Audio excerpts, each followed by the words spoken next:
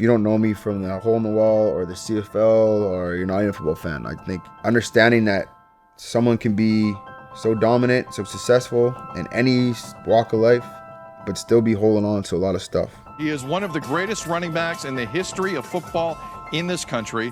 He's a 4-time Grey Cup winner, and he has a new documentary out called Running Back Relentless. Ladies and gentlemen, Andrew Harris. Well, first and foremost, congrats. I feel like you've accomplished so much already that there's lots to celebrate. But when you bring a documentary in the world, it's almost like you're welcoming, this new child to the world for everyone to kind of see and love on. What has it been like for you to see the response, never mind, going through the process? I think we go through the process of, one, deciding you're gonna do this. It's a tough thing to kind of like agree to first, right?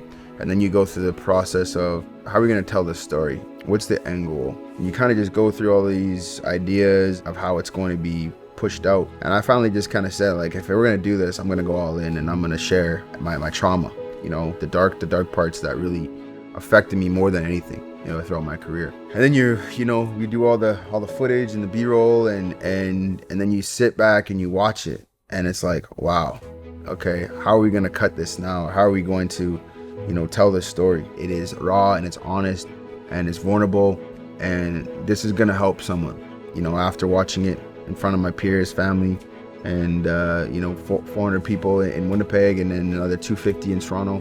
Having multiple people that aren't even really sports fans, football fans, come up to me and say I can relate to that, and that impacted me, is exactly the whole point of it. I think it's relatable to a lot of different people in a lot of different ways. It's a documentary about a football player, but it's not a football documentary. It's very raw and honest, and in the public eye, everything is just amazing, and I'm achieving goals and I'm doing so well, but underneath the mask and underneath deep down inside, there was a lot of pain and trauma and darkness that helped feed what I was doing on the field, but as a whole I wasn't okay. When someone goes through the search bar and finds Running Back Relentless on Apple TV or Amazon Prime, which is Flex, by the way. Yeah.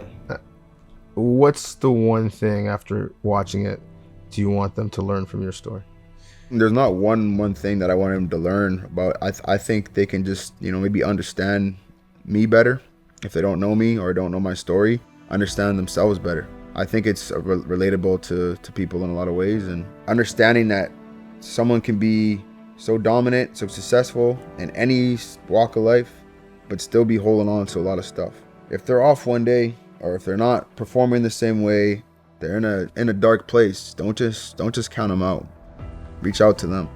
I think there's a lot of power behind that. Just understanding people better as a whole, and it doesn't matter what it seems from the outside looking in. There's always more to every person inside.